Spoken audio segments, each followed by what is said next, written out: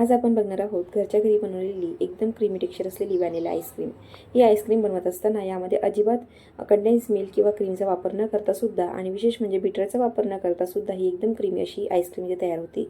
तर चला मग माझ्यासोबत या रेसिपीला सुरुवात करूयात। आईस्क्रीम बनवण्यासाठी सुरुवातीला इथं आपण एका पसरट भांड्यामध्ये 2 कप दूध घेणार आहोत। आणि हे दूध घेत असताना तुम्ही फुल फॅट दूध जरी नाही घेतलं ना तरीही चालेल। तरीसुद्धा मी तुम्हाला एकदम क्रीमी टेक्स्चर असलेली आईस्क्रीम कशी बनवायची ना तर ते सुद्धा सांगणार आहे। तर आता आपण हे दूध छान असं उकळायला ठेवणार आहोत। त्यानंतर आपण दुसऱ्या बाजूला एका वाटीमध्ये कॉर्नफ्लोअर घेणार आहोत। तर कॉर्नफ्लोअर घालण्यामुळे आईस्क्रीमला छान घट्टपणा असा येतो। त्याचबरोबर आपण इथे मिल्क पावडर सुद्धा घालणार आहोत आणि मिल्क पावडरने सुद्धा एक आईस्क्रीमला छान टेक्स्चर येतं, छान चव सुद्धा येते। तर त्यासाठी इथे मी 1 चमचा मिल्क पावडर आणि 1 चमचा कॉर्नफ्लोअर घेत आहे व त्यामध्ये थोडंसं दूध घालून आपल्याला एक छान अशी स्लरी तयार करून घ्यायची आहे। तर ही आईस्क्रीम बनवत असताना यामध्ये मी खूप जास्त प्रमाणामध्ये कॉर्नफ्लोअरचा अजिबात वापर केलेला नाही। इथे मी दोन्हीचं 1-1 चमचा असंच प्रमाण घेतलेलं आहे आणि इथे छान अशी एक स्लरी तयार करून घेतलेली आहे। तर दुसऱ्या बाजूने आपलं दूध छान असे उकळत आहे। तर दूध उकळत असताना जी काठाला लागलेली साय असते ना ती अशा प्रकारे जर तुम्ही ह्या दुधामध्ये मिक्स करून घेतली ना तर अजून छान आईस्क्रीमला चव येते। तर मग तयार करून घेतलेली मिल्क पावडर आणि कॉर्नफ्लोअरची स्लरी आपण यामध्ये घालून घेणार आहोत आणि घालत असताना अशा प्रकारे घालायची म्हणजे अजिबात गुठळ्या होत नाही। आता ही मिश्रण घालून घेतल्यानंतर आपण हे छान असं मिक्स करून घेत आहोत आणि आपल्याला हे घातलेले मिश्रण हे छान यामध्ये शिजवून घ्यायचं आहे। त्याचबरोबर आपल्याला यामध्ये गोडवा आणण्यासाठी इथे साखर घालायची आहे।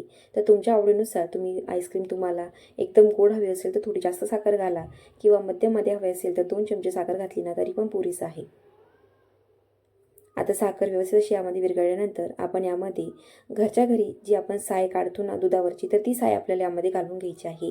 तर साय घालत असताना त्यापूर्वी आपण ही साय छान एकदा फेटून घ्यायची आणि मग घालायची। तुम्हाला जर साय नसेल घालायची ना तरीही चालेल, पण साय घातल्यामुळे आईस्क्रीमला एकदम क्रीमी असं टेक्स्चर सुद्धा येतं आणि त्याचबरोबर या आईस्क्रीमची चव सुद्धा छान अशी लागते। तर अशा प्रकारे बाहेरच्या क्रीमचा वापर न करता सुद्धा आपण घरच्या घरी एकदम क्रीमी टेक्स्चर असलेली व्हॅनिला आईस्क्रीम घरच्या घरीच बनवू शकतो। तर घातलेले सर्व मिश्रण आपण ह्या दुधामध्ये व्यवस्थित असे शिजवून घेत आहोत। त्याचबरोबर हे दूध छान असं उकळून घेऊन छान घट्ट होईपर्यंत उकळून घेत आहोत।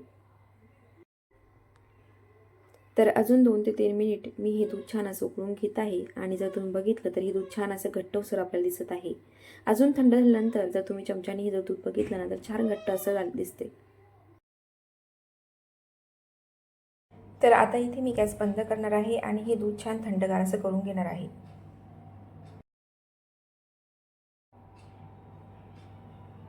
दूध थंड झाल्यानंतर जर तुम्ही बघितलं तर हे बऱ्यापैकी घट्ट झालेलं आहे असं तुम्हाला दिसून येते। त्यानंतर आपल्याला यामध्ये आता व्हॅनिला इसेन्स टाकून घ्यायचा आहे।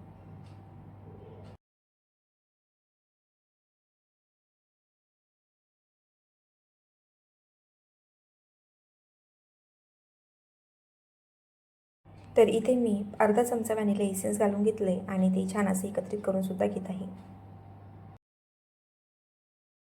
त्यानंतर आईस्क्रीम एकदम स्मूथ येण्यासाठी आपण हे थंडगार झालेलं आईस्क्रीमचे मिक्सचर आहे ना ते मिक्सरच्या जारमध्ये घालून घेणार आहोत व 1 ते 2 मिनिट हे छान असं फिरवून घेणार आहोत।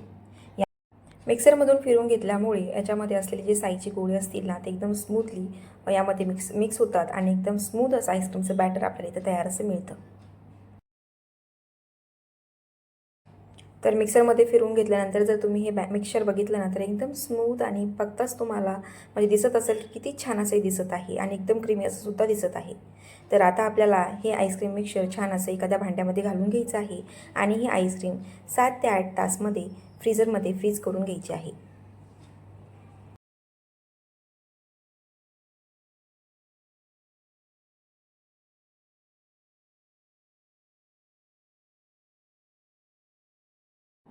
7 ते 8 तासानंतर जर तुम्ही बघितलं तरी आईस्क्रीम मस्त अशी सेट झालेली आहे। आपण आता ही एखाद्या प्लेटमध्ये काढून घेणार आहोत। जर ही इझिली डब्यामधून बाहेर निघत नसेल ना तर हा डब्बा थोडंसं पाण्यामध्ये मांडायचा म्हणजे हा पटकन असं ही आईस्क्रीम हा डब्याला सोडेल आणि पटकन अशी बाहेर येईल। प्लेटमध्ये काढल्यानंतर मी अशा प्रकारे चाकूने कट करून घेत आहे आणि तुम्ही बघत असाल तर एकदम क्रीमी टेक्स्चर असलेली आपली व्हॅनिला फ्लेवरची आईस्क्रीम घरच्या घरी एकदम छान अशी तयार करून घेतलेली आहे। बघताच खावंसं वाटेल एवढी सुंदर ही आईस्क्रीम तयार झाली आहे. तर नेहमीप्रमाणे मी तुमच्यासोबत एकदम सोप्या अशा रेसिपीज शेअर करत असते. तर ही सोपी अशी व्हॅनिला फ्लेवरची आईस्क्रीम आहे. तुम्हाला नक्की आवडेल तर करून बघा आणि केल्यानंतर मला कमेंट करून नक्की कळवा. आणि तुम्हाला जर ही रेसिपी आवडली असेल तर प्लीज सबस्क्राईब करा.